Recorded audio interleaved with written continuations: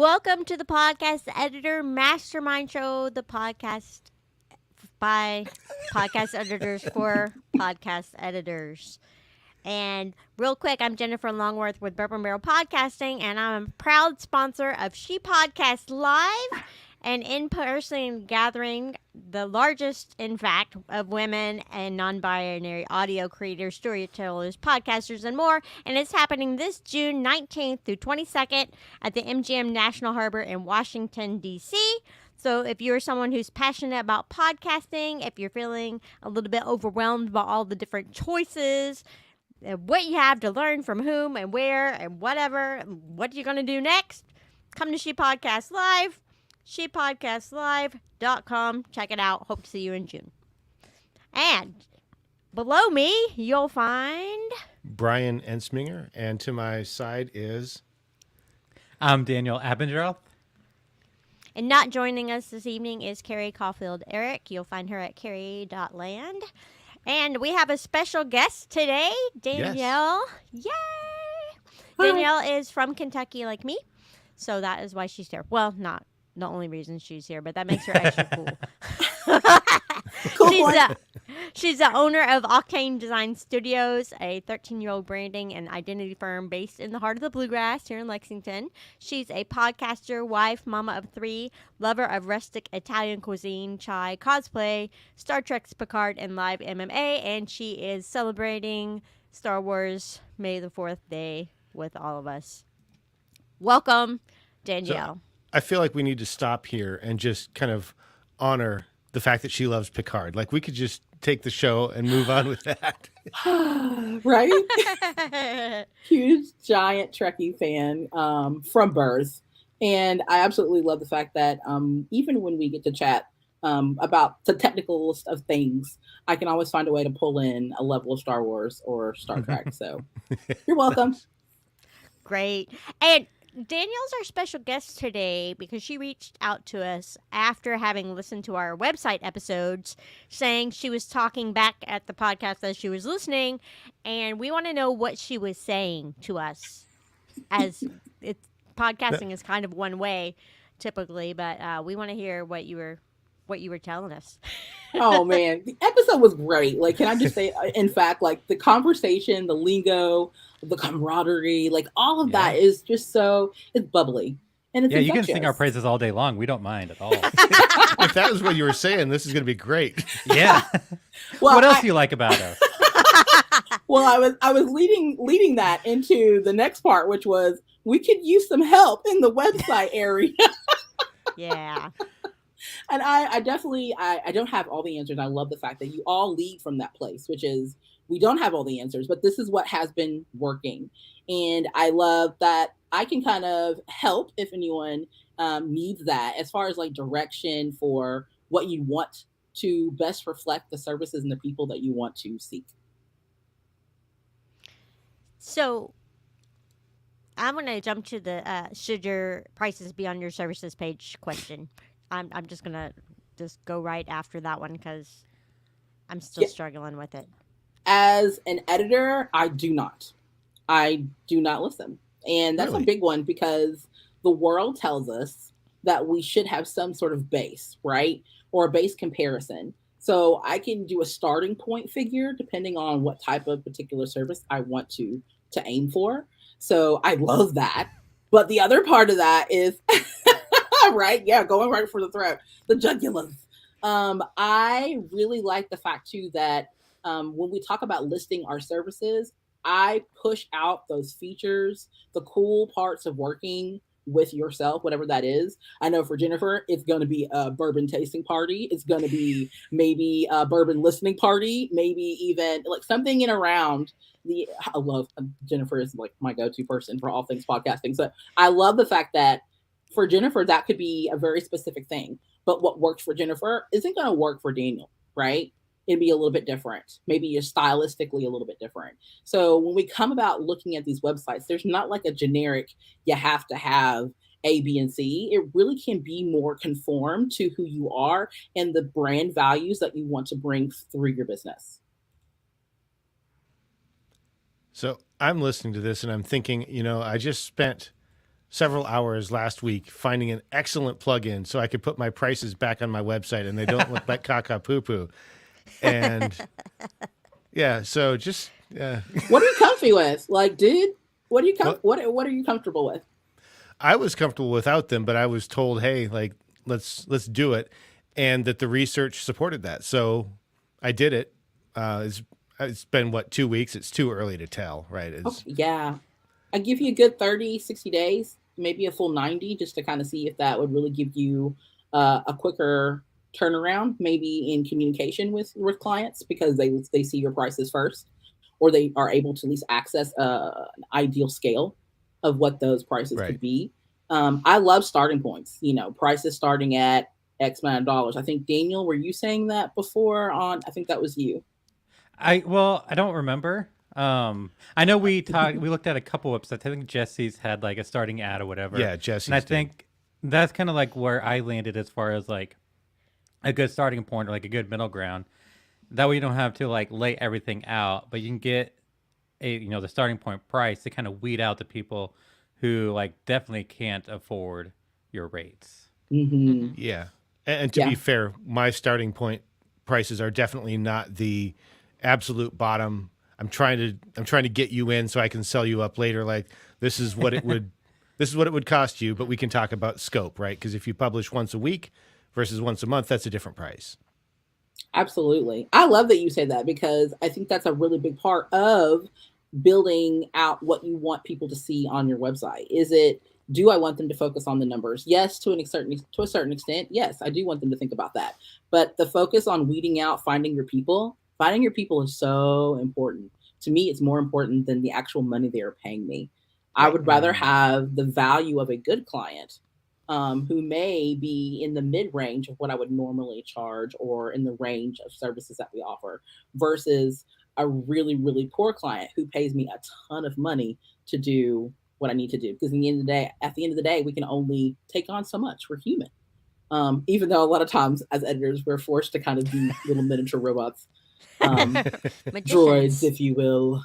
I think it's very interesting that, as we kind of talk in and out about that, like, as editors, sometimes we're seen as robots and we're just robotically going through life, and it doesn't matter how much it is because we can do it, right? And it's in our bandwidth. So that's something to think about when you talk about listing prices. So what else needs to be on our website? I mean, what else were you telling us we were doing wrong, I guess is the question.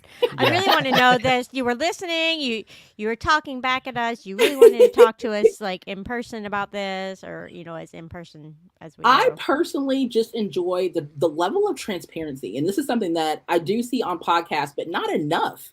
Like, you guys were really kind of putting yourselves out there with, I'm comfortable with that, or no, I'm not comfortable with that at all. And, it was a heck no. I don't know what rating this podcast is. So I was making sure, like, there's a no-fly zone for each of you on your own level. Mm-hmm. But I also feel like that's also curated based upon the experience you want to give your customers. So in hindsight, you want your website to be a reflection of the people and the things you're trying to attract, right? A little bit of an attraction game, if you will. Gotcha. So very similar to kind of, I'm sure there's certain questions, and I think you mentioned that before on the original episode, was there's certain things that we have to ask so that we know what we're getting into. And I think that's a legit thing you have to know up front. So that's that little tango dance that we talk about a little bit in terms of marketing. But in the sales part of it, there's also a little bit of a dance in trying to discover the things that you need to know up front versus the things that may come out in the wash later on as the relationship continues. So those are also things to kind of figure out how you want that to be represented on your site. Maybe that's an FAQ. You guys talked about having an FAQ on your site, whether or not that's a good idea, whether or not it's a bad idea. But most people are having that on their website. So a lot of those questions that they're thinking about are already answered in black and white on your page.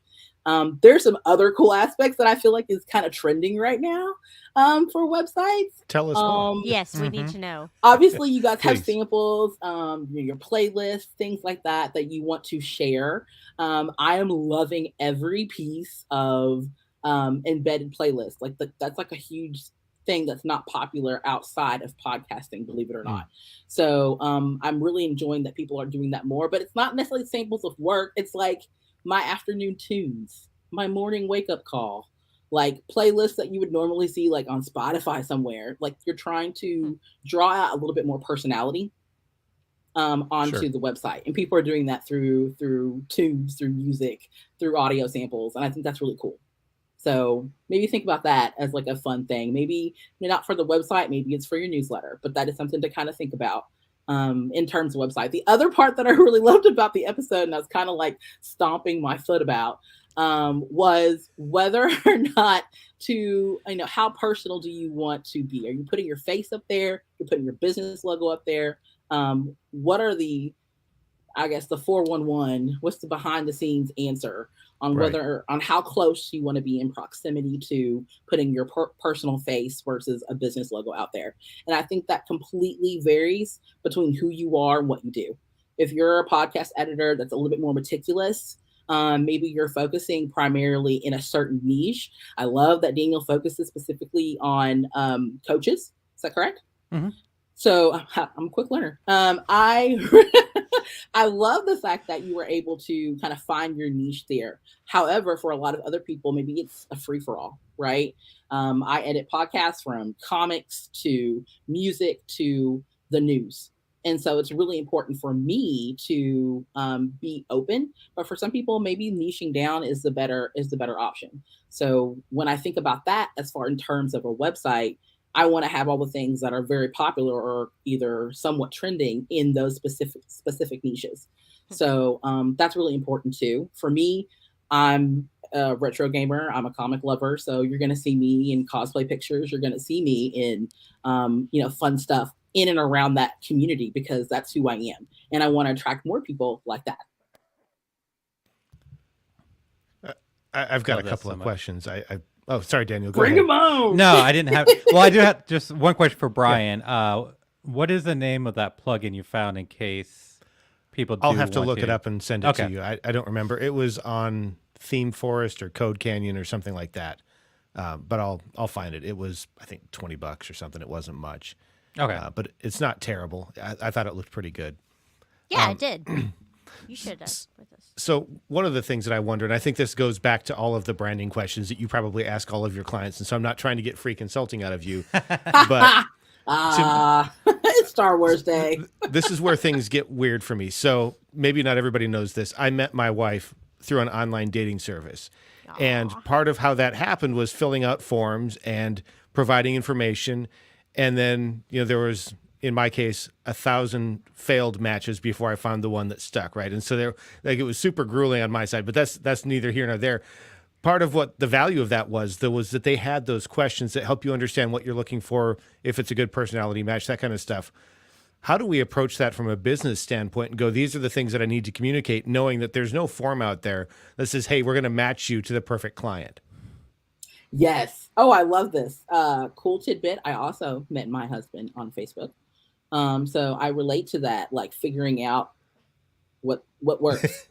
It's kind of like the switchboard, right? It's I tell people it was like trying to buy groceries at the grocery store by looking at the label and going, this one's got enough niacin or whatever it is, and then you flip it around and go, yes! But actually this one doesn't make me feel good. So we'll keep moving. Okay, so we talk about forms. For me, I love forms because that is a great way to kind of directly slim or trim the fat, right? I think in a lot of ways, you have to think about if you want to use a form to do that, how does that appear? How does that approach? Is it accessible? Is it easy? Accessibility is a huge key and a huge turnoff point for a lot of people who are not comfy or savvy surfacing and looking at multiple sites all the time. When they're trying to find a podcast editor, a lot of times they're going the Jennifer route. They're going with people they know, people they trust, someone they've had a joke with, a drink with, something along those lines. So in terms of like cold, just looking up podcast editors in Google search somewhere, and they have a form that they want to find more information out about you, I think it is important to kind of pull out certain things, but not everything. So I don't need to know their annual median income for the year. Right. I may ask something kind of fun and flirtatious, like what is your favorite color? Who is your favorite superhero? If it goes with who you are, right? But I do think that forms do help kind of trim the fat. Really?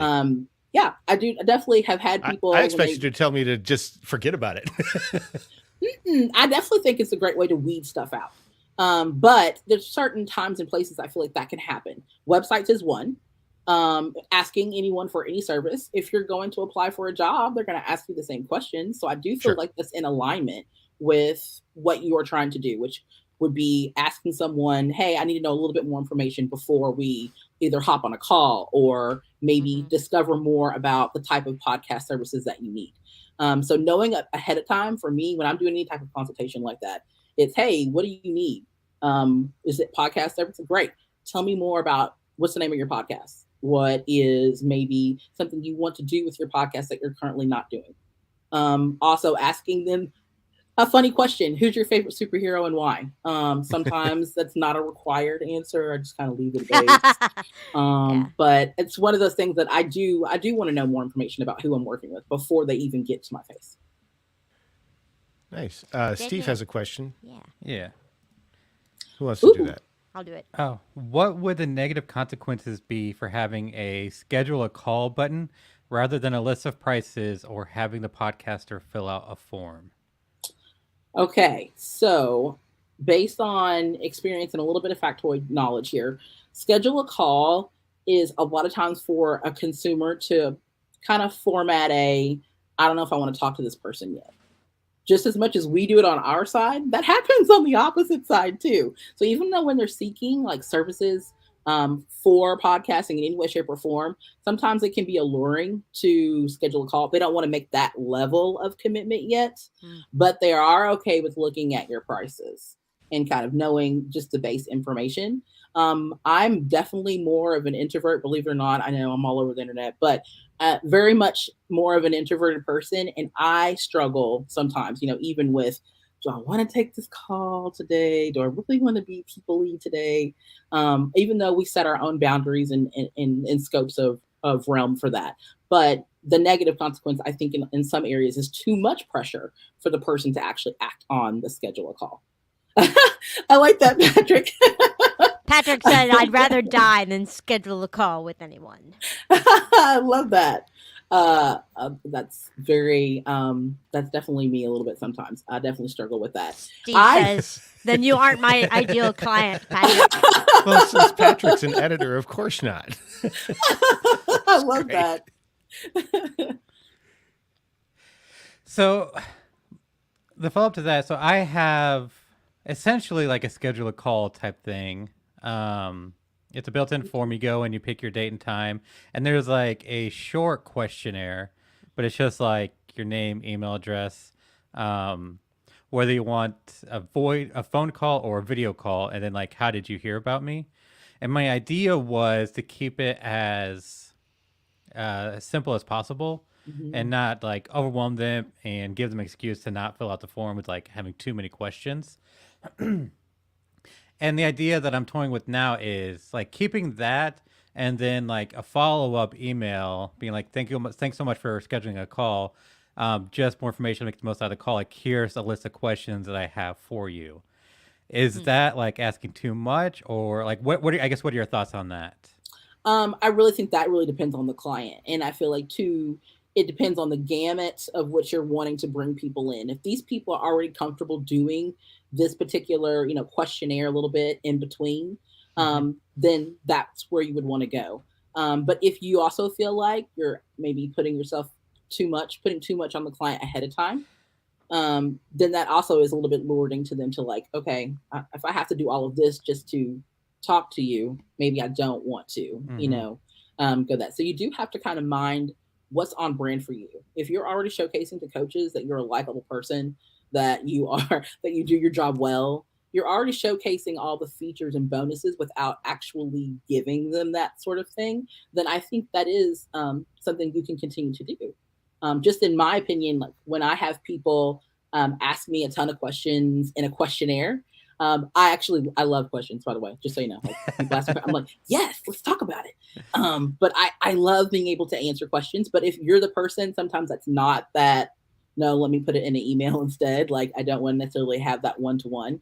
It's okay to put a little bit of a soft boundary between you and the client before that point. And I talk a lot in terms of boundaries, just because boundaries are healthy, but they're not necessarily meant to keep people out. It's just meant to let the right people in. And so I really emphasize that even for podcast editors on their website, you want to allow the right people in and kind of shush the people that you really don't necessarily want to do business with. Yeah. So I was just saying, like, so the people who don't want to schedule a call, Steve Stewart has made it abundantly clear he's not the editor for you. Check that box. Yeah.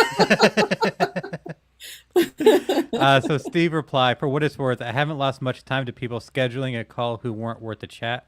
However, I can close more sales if I get someone on a call than through email or any kind of online activity. Yeah, I relate to that because it depends on how salesy you are. Like, if you're the person that can close that deal by just talking to them and hearing their voice, then bam, smam, that's it. Yeah. That's the trick. But for people who are not in that particular area, I don't want to force or don't want to, I'm a person about the boundary. So I don't force things. If it's meant to be, it's meant to be. What's for you is for you. And I'm a real big advocate behind that. So one of the things that I've struggled with a bit in terms of how to approach this is the number of steps to getting somebody on the call versus the size of the first hurdle. So to your point, schedule a call for some people is absolutely a speed bump. Mm-hmm. However, I have concern also that if the first call to action is shoot me an email, then I'm inserting extra steps before we get there. And so, like, I'm not sure how that interplay works in terms of what's the right, because there's an element of momentum and hand-holding that happens if you say, shoot me an email, and your first response is, cool, let's set up a time, here's a link, or something like that. But I'm not sure, like, where's the tension point and the decision point between creating momentum with an easy first step versus just it's a one-step process? It's options. That's really what it is. I can be like very, very upfront about that. It's a matter of what you're comfortable in letting in, but it's also a matter of what's accessible. Like, what is accessible? What's accessibility for you? And I think it varies per the type of podcast editor that you are. Sure. And I think that's what makes people want to either seek you out for that particular service and go through all the things or not. Yeah, I mean, so for me, you may not know this, but I work a full-time job and I'm a professional editor. So if they want to talk to me between 8 and 5, like there's a good chance we're not going to talk unless I can pre-schedule it during a lunch break a couple days out because I have other meetings. And believe it or not, the company I work for kind of expects me to show up and do a job. It's weird, but they have this expectation, right? And so I have to honor that. Exactly. There's a huge part of podcast editing for me that is such a natural state, right? A natural state of being. It's our after 5 after 5. It's the galaxy that's not ours, but far, far away, right? Star Wars Day. So I'm trying to think out loud, like in terms of wanting to put the right things on your website. It really is a reflection of your processes, the way that you do business, and your personality in some areas. Now, if you're a business like a corporation, you want to be a little bit more harder tone. I do agree that, maybe there's less of that, your personal personality and more of your business persona or your brand, value across that. And I see a lot of that in your website, Brian, more of a professional, like brand, this is who we are kind of feel, even though it's very much a tag team. Your wife, right, works with this. Oh, there's a cat. Actually, it's Daniel whose wife works with him. My wife I got doesn't. it another way. Yeah. Okay, so that's really what I was getting at, was like, there's a place and a tone that you can carry. You choose whether that's more of a personality or personal brand, or if that's more of a business, like, corporate sort of feel. And I think there's different approaches to both. Yeah, because obviously mine's more personality brand driven, and I'm revamping the website thanks to this conversation. Yeah. And, Get ready to do it again. It's, Yeah. Dun, I dun, know. dun. Well, they haven't started yet, and I don't do my own. Someone else does it for me, and I sent them a mock-up of what I wanted, and it involves bourbon barrel staves to be more on target with, being bourbon barrel podcasting. Heck yes. There was no essence of bourbon or bourbon barrels on my website before, and I'm like, Right. we need to change this. Bring back the wood paneling. Oh Yes. man. Oh yeah, and to Patrick's comment, yeah, in my gorgeous room overlooking the sea that isn't actually just a wall with a green cover on it.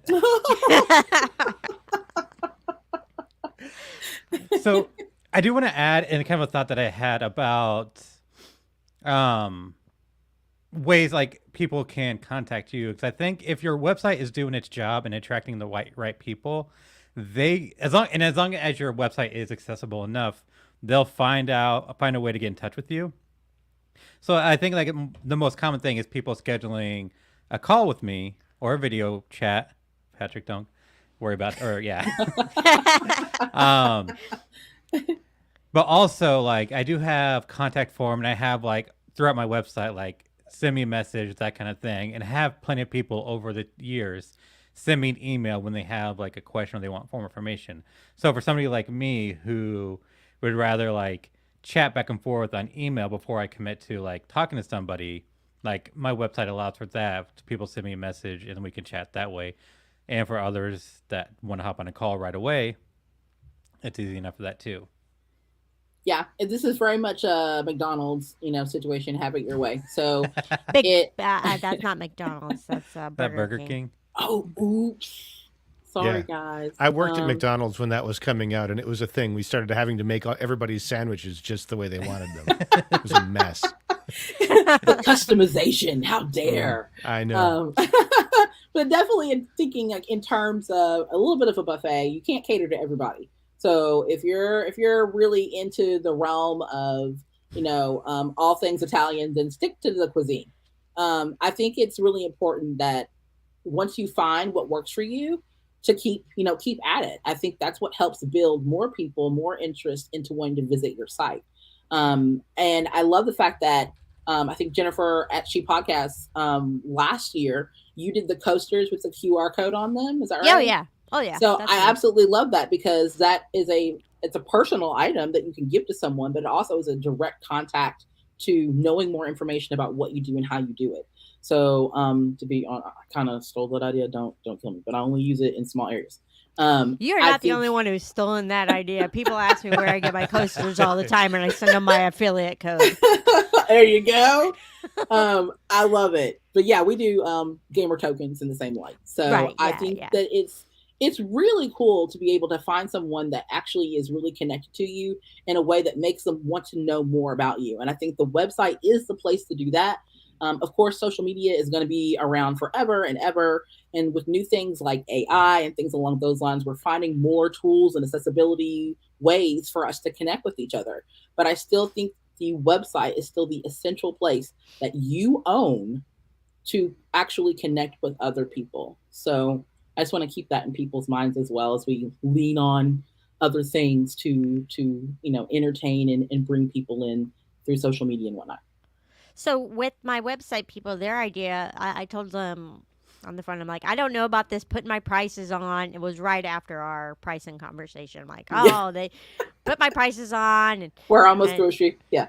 and her idea was to do a contact me for a custom quote and take them to a form.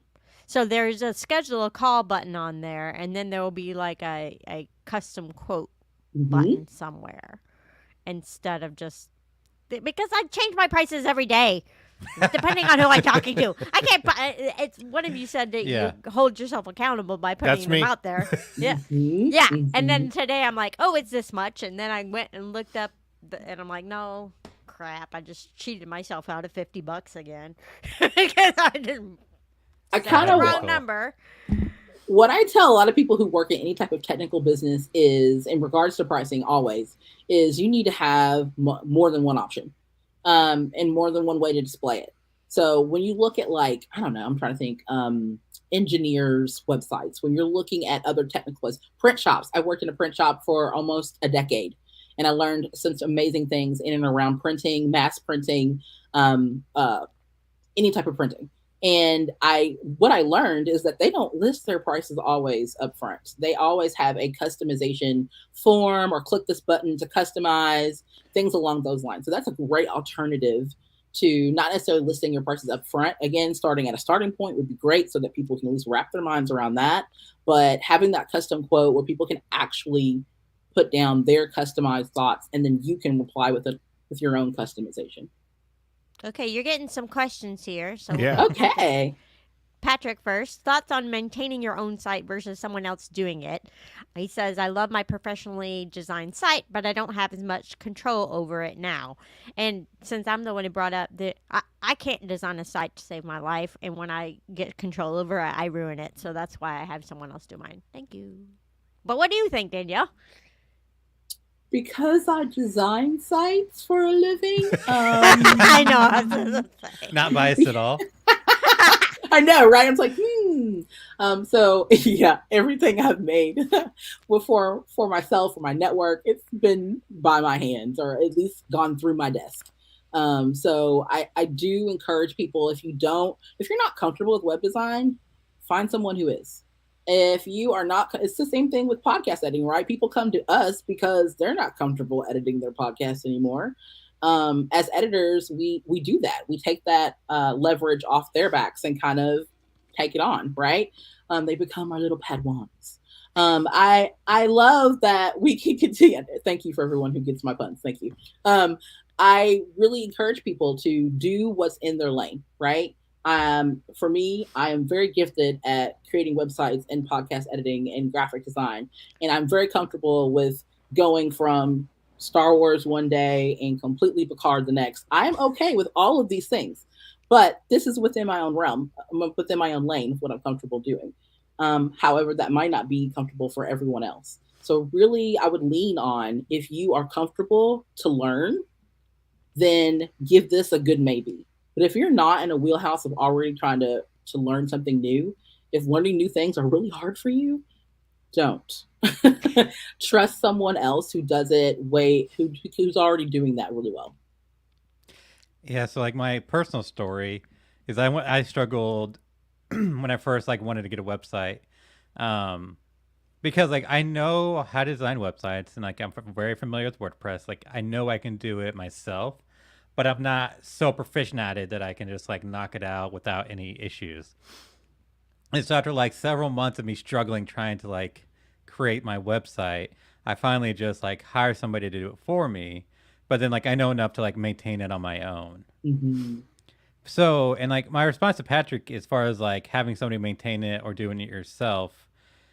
So personally, I don't do a whole lot with my website, so there's not much to maintain. And I use WordPress, so outside of updating plugins or whatnot, there's not a whole lot of maintenance that I do. So I guess I'm curious about what do you mean by maintaining it, and what kind of control do you wish you have that you don't have right now? Brian? Yeah, so I think maybe while we're waiting for Patrick to answer that, do we want to move on to Andrea's question? Yeah. Oops, sorry. Go ahead. I'll let you. Everybody click it at once. Hands free. It's all Jennifer. So, Andrea asks whether you have any thoughts on multi-page sites with a menu versus a single-page scroll with bookmarks to jump. This all comes down to SEO. So this, for me, is actually a brain buster that I feel like a lot of people struggle with, but it's really not that difficult. It's kind of like can I talk about Gary Vee for a second? If Gary Vee's my idol, I absolutely love him. If he wants to ever call me, I'm here. Just say no. I think he's a listener, so that's perfect. He called us the other day and asked us what he should do on TikTok. It was great. Yeah. That's so funny. I actually gave advice for Gary Vee for what he could do on TikTok. So I think that's kind of funny. I love the fact that this question is brought up because a lot of people struggle with this. They think that by having a singular page, it kind of helps with the workload. But I will say endless scroll is something in 2023 we are very tired of. People are going back to a little bit more of the brochure website, which is I'd rather have 3 to 5 pages to look at that I can look at in 1 to 2 scrolls versus having an infinite page where I am infinitely scrolling forever and ever and ever. So I really encourage people for SEO purposes. It actually is good to have more pages that emphasize you than 1 page that emphasizes you. So it's kind of one of those things where you don't know whether or not the domino effect can happen. You can't start the domino effect if you only have 1 page. So it's really an interesting concept when people ask that because I want to encourage them to branch out a little bit by having at least 2 to 3 pages. But for the purpose of whether or not to have an endless scroll or multiple pages, I say go for the multiple pages. And can we keep the second menu to like a minimum of like 2 to 3 pages underneath that? I'm totally like, I guess I'm part of the majority. It's like I cannot stand single page websites. It annoys me to no end. Yeah, and this is kind of where Auction had to grow up quite a bit because I was the minimalistic person. Like, here's my cover page. Here's the basis of what I do. This is why I'm good at it. Now book me. And it was all like on that singular page. I've had to branch out a lot. And actually, this is where my blog really kind of took shape and form.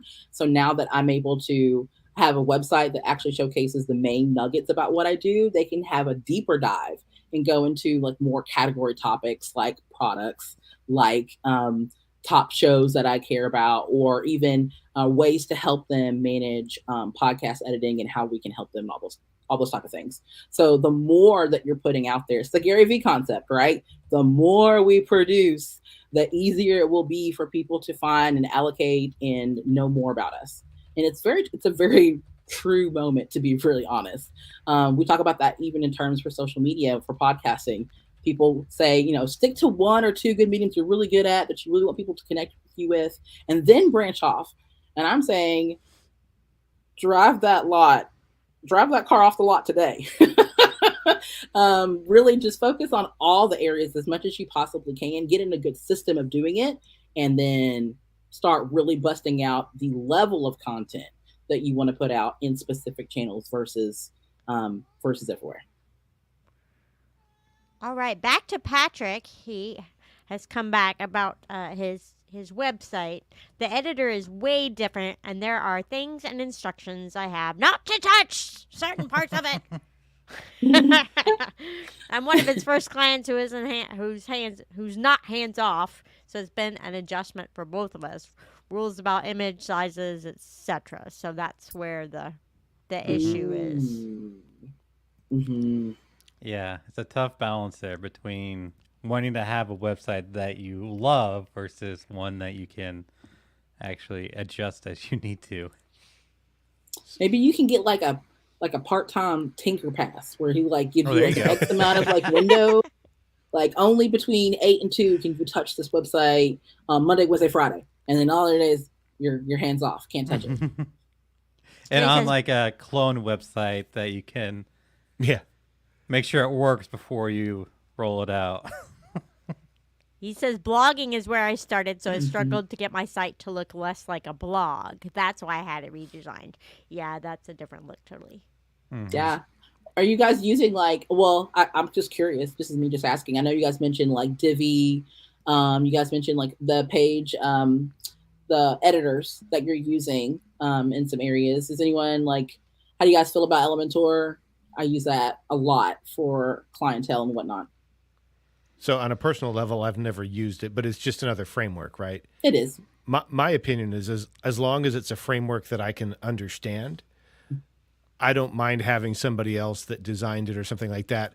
I have one website that I work on that's not podcast related that I just do some updates. That's built on a different platform, and it's very designer focused, right? So it's very much on the visual. It's very heavy, all of that stuff. I hate it. but it's because I can't make it do what I want to do because it wasn't designed to work that way. And so that's where the challenge comes for me. So for me, the answer would be absolutely, if you want to have a professional designer design your site, go for it. Just make sure that they use something that you're comfortable with in terms of the handoff. Now, if they're going to continue maintaining your site like Jennifer's is, well, then that's a different story. You use whatever they're comfortable with as long as you don't mind being locked in, right? Right. Mm-hmm. And we have another question. Yeah, this one's about great. this. Yeah, the quality of a web designer can be very different. What would be good questions to ask a web designer to assure quality, functionality, etc.? Daniel. Ooh, the gold mine. I love it. Yeah. Okay, so first off, I definitely want to know how long they've been doing it. And this is a learned practice. Someone who's really good in their first year hasn't hit a professional road speed bump yet, but they have been able to do a lot of coding, right? So coding experience is good, but we also want to make sure that the business side of how they conduct business and do business is also legit. So look for someone who has a little bit of deeper experience, who's been in the game for a little while. Two, look for one-trick ponies. I despise them. I don't want someone who's going to be able to just work in Joomla. I don't want someone who's just going to work in WordPress unless I specifically need, the WordPress. I want someone who's a little bit more adverse, someone who is flexible. Maybe they work between 2 or 3 platforms. I personally work between 3 main platforms. None of them include Wix. I want to make sure it is, I want to make it, deep down, y'all. But I want to make sure that it works, right? Like it has to function. And then I also want to have someone who has a good portfolio. Someone who actually can show the work that's actually out there in the world that you can go and visit. A lot of people build a lot of test and dummy sites, and I think that's great. I have plenty to spare in the 13 years that I've been doing it. But I think in a lot of ways that when you have something that is actually credible, that you can go and tinker on someone else's site and see if that's in comparison to some of the features or aspects that you want on your site, that becomes real. So those are the main things that I feel like you should look out for. I always love personality with a smile. I love dark humor. So if anyone uses that, that's always kudos points for me. But it doesn't have to be that way. Find someone who really kind of initiates or sparks you. Because usually when that connection happens, you're more likely to have more of an actual relationship through this experience versus a cold exchange of just getting it done. I love all these cats in here. Man, I haven't watched all this yet. I only listen. So this is cool that I get to see the cats. It'd be different if Carrie was here because she usually has a couple. Yeah. So one of the things I love that you shared about that was your perspective on what we should ask about. Because in my mind, if you're wondering, what are your prospective clients wondering as they're looking for a prospective editor, it might be things along those lines. Are you a one-trick pony? Do you have work that you can stand behind? Can you demonstrate that you've been doing this long enough that you actually know how to fix problems instead of just dealing with the perfectly recorded stuff that you did in audio school? Like those are all key questions. And I love the personality aspect, finding somebody you click with, because like the person who designed my website, like he was okay, but it was hard to communicate. And so trying to, and especially if somebody you can't stand talking to or don't have like a good relationship with, it makes it more difficult to explain and ask for the changes and like what you want on your website. So having somebody you're a little more friendly with, it's easier to kind of like work through that process. We can't all be Klingons and Datas, okay? Like we can't. Hey. Wait, wrong side.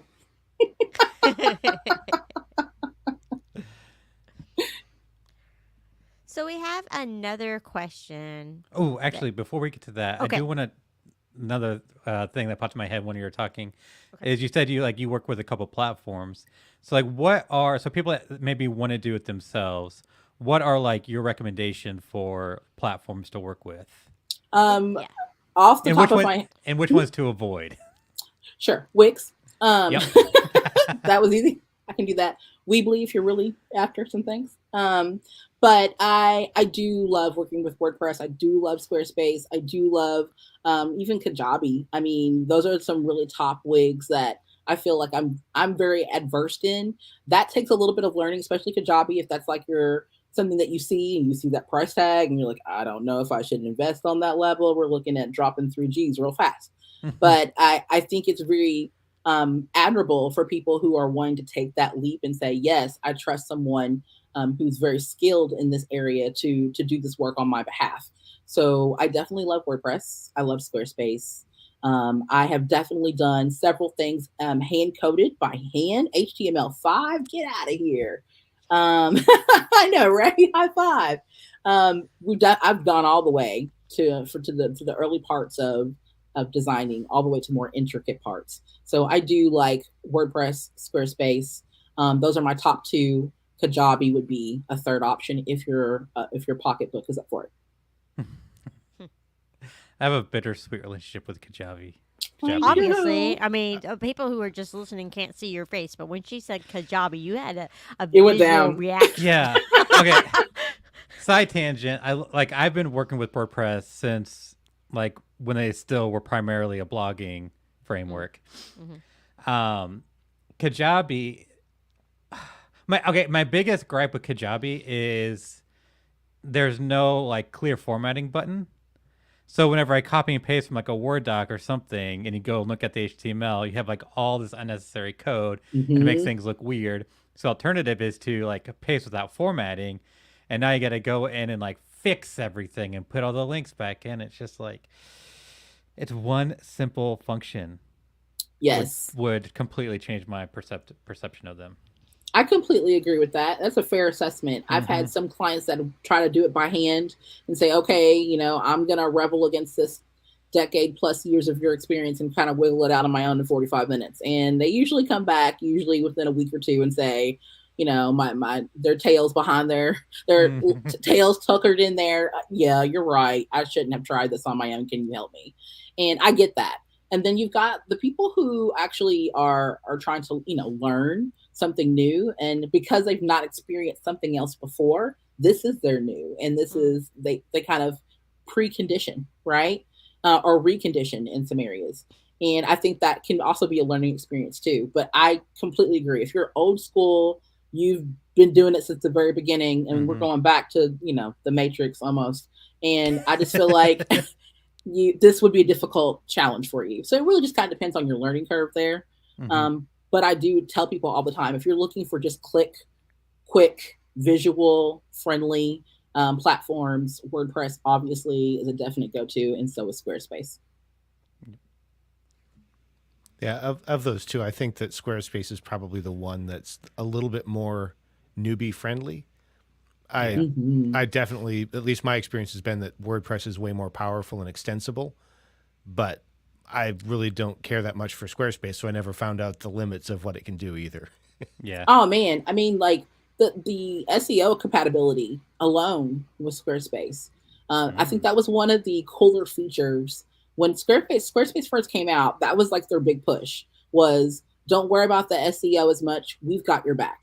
And I actually got to work a little bit with the Inner Circle committee with Squarespace specifically. If you don't know about the Inner Circle, it's like the people who, designed, hundreds or even thousands of sites using the Squarespace platform. You can get kind of insider knowledge. You can get pre-releases, things along those lines. Check that out. It's called Inner Circle. And I absolutely love that Squarespace went ahead straight from the bat and said, hey, we don't want you to worry about the SEO as much. We'll start taking care of some of that for you. And they did. They delivered on that promise. The problem was that when they started upgrading a lot of their older platforms to these newer platform websites, it kind of became a little bit more begrudgingly so. So yeah, we're going to give you more SEO, but only this much. And then if you want more, you'll have to pay to play. And so that got frowned upon, right?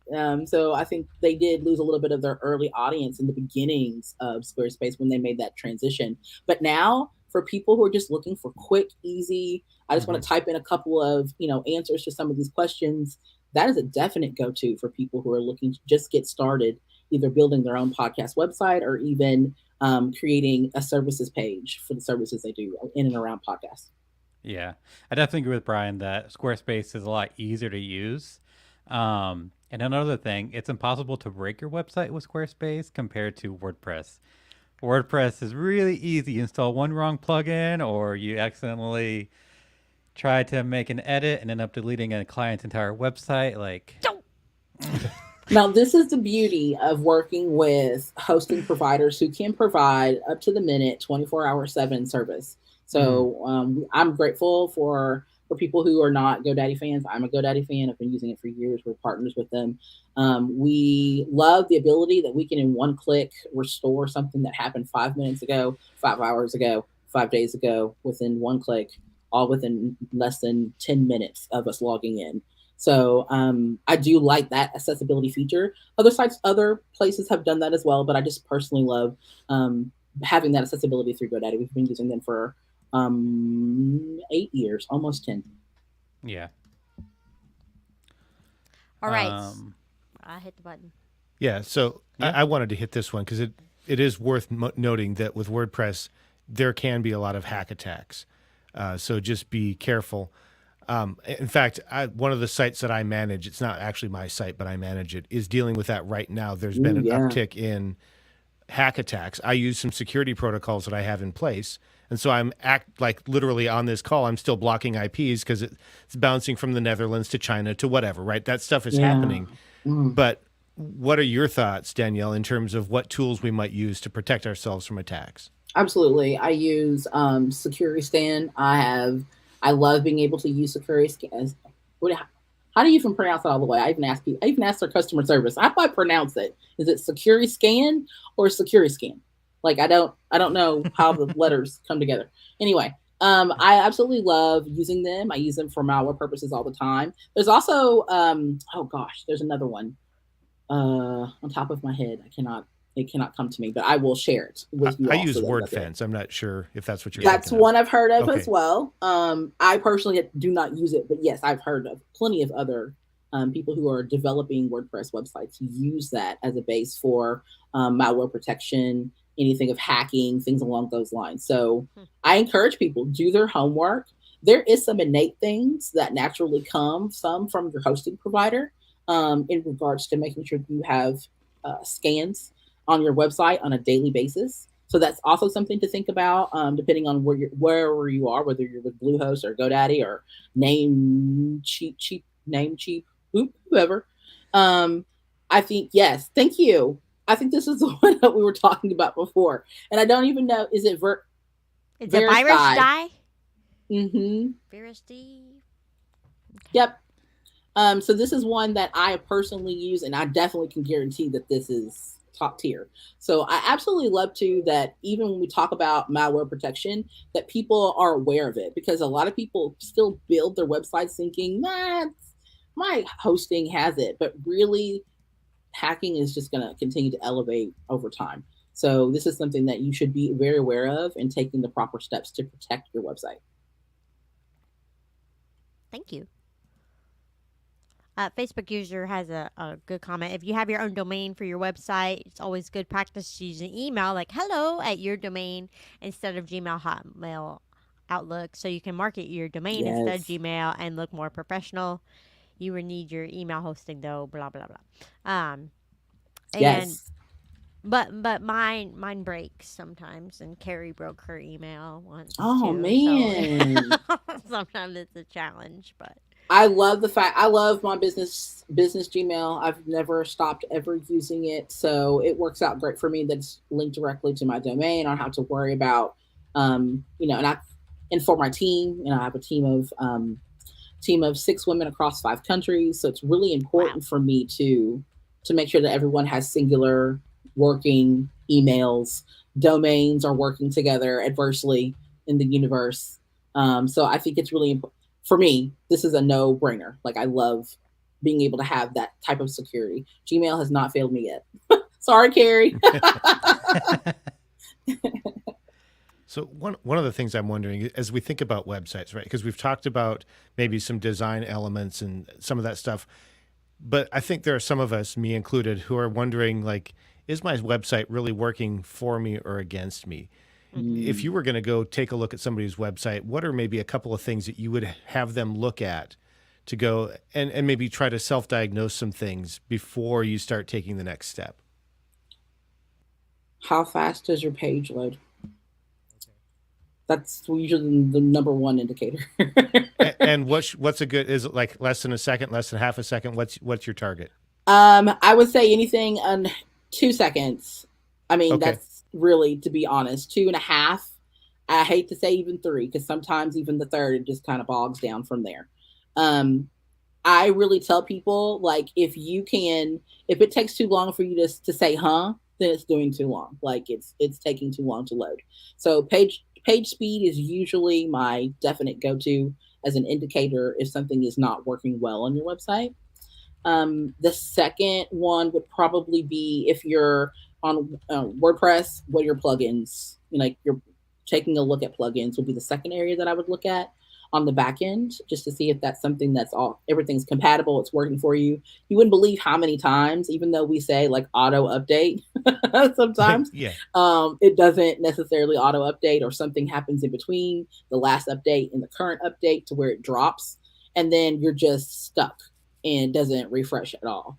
Right. And if you go monthly refreshing your website, that could be a potential 30 days of something else affecting your site, preventing people from wanting to interact with you, right? So we want to try to remove as many website roadblocks as possible. So that would be another area to go to. Another one would be heavy file use. So if you've got heavy files on your site, now for a lot of people, they're like, okay, didn't know what's heavy. Obviously, if it's taking forever to load the one graphic that's at the top of your page, your hero graphic or whatever that may be, you need to rethink about resizing that, or stripping it down a little bit in file size, so that you can actually have it load up as fast as you want it to. Again, you have that 3-second rule for people to make that first impression of you. That's it. 3 seconds. That's really it. The first 3 seconds, I can tell whether or not I'm going to keep scrolling or I'm going to lift up my thumb and scroll to another page. I'm gonna get a TikTok instead of going to you. That's really all you got. That's my main things that I would look at primarily. Thanks. Yeah, happy to help. I feel like I've talked too much, so I'm trying to be quiet so everybody else can have a chance. Well, we have other questions coming in, but it's time for the pod decks question. So, did you want to address something I would else? say, or like, do you- yes, let's hit the. We'll try to go as quick as possible. Try to do a little bit of a lightning round. I love lightning round. So, having a good foundation knowledge, understanding for website design, communication, is important. Do you have any resources for that? Understanding website. Yes. Is it okay to say me? Is that like a default? Absolutely. Okay. Yeah. Me. I do all of these things. I teach on all these things. I actually have a yearly educational brand intensive that we host at the last 3 months of the year called Q1 Essentials, where I actually teach live class in a group setting, very similar to this. And we talk everything from resources for your website to domain protection to basics of WordPress. Awesome. And where can they reach out if they want to talk to you? LexOctane.com. That is my jam. Instagram is my number 2 jam. So you can actually hit me up there if you ever want to chat one-on-one. But yes, those are the 2 main places that I would love for people to go. Awesome. And quick note, apparently hashtag podcasting is trending on Twitter. So Instagram's your jam, but I don't see it linked up on your website. I was going to go click through so I could grab your link. So it's at the bottom, but I'm working on that. Okay. So to be really honest, our website's actually being redesigned right now. Sweet. It's perfect timing. It's being redesigned right now. So it comes out at the end of this month. So be on the lookout for that. It will include a playlist of power songs by the ladies of Team Octane. So it will be, I'm sure, full of 80s ballads. Nice. all right, final question. You said you're a retro gamer. Give us one gaming recommendation, and then we'll do pod decks. Ooh. Don't rush into the dead zone. Now, Okay. this is coming from Mario, years of Sonic the Hedgehog, years of Tetris. Don't go into the dead zone. You don't have to go in there. I know sometimes it's very, if you want to go in there and you want to hurry up and just get it, and maybe get the goodie or the extra or the bonus or whatever. You don't have to do it. You can just bypass it and get to the end. But I do tell people all the time, life is more like Tetris and less like Mario. So that's my quote for the night. Okay, let's put that on a t-shirt. I think you have it on a t-shirt, don't you? No, but I do have like prints and all the things. So yeah, I'm sitting here with Sonic tonight. So we're making it real. We're making it happen.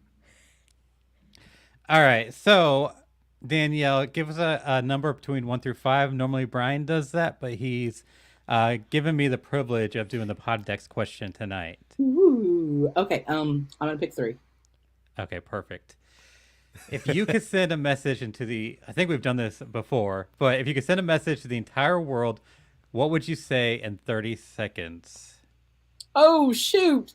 Well, that's not my 30 seconds, is it? Wait, hold on. Same thing.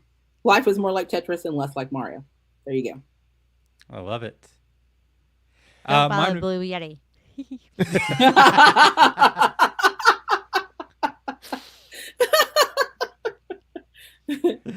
On time. I would say whatever is bothering you is probably not as important, or won't seem as important in a few years. So focus on the good and live your best life. Yeah. Yes. I think mine would require a megaphone, but it would be stop being mean to each other. Aww. Man. Tell my kids that Every- daily. Everybody needs to hear that. I'm a parent too, so I'm saying that a lot. Otherwise, mine is if you can't be good, be funny. Okay. Other than the Andrea Yeti. says, life is short, do it. Yes. I love that.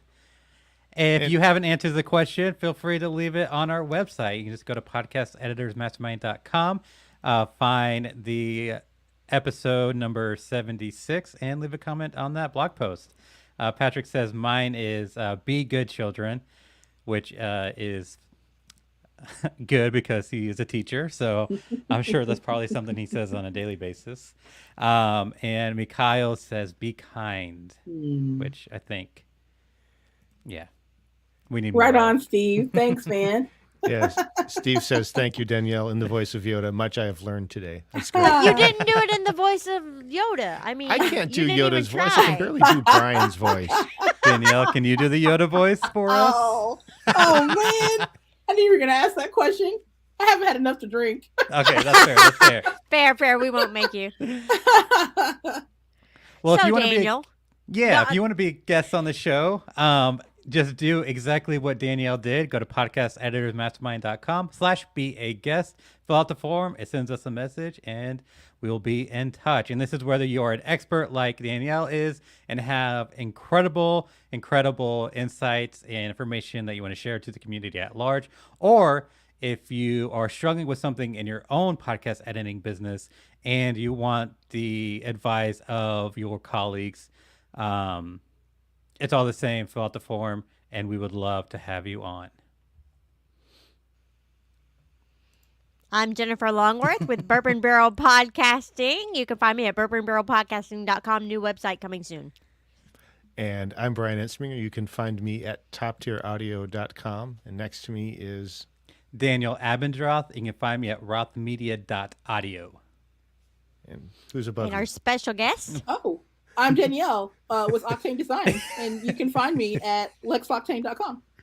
And not appearing tonight is Carrie Caulfield Eric at carrie.land. Thank you all for joining us, and we will see you in about 2 weeks, 9:05 Eastern Time. Thanks.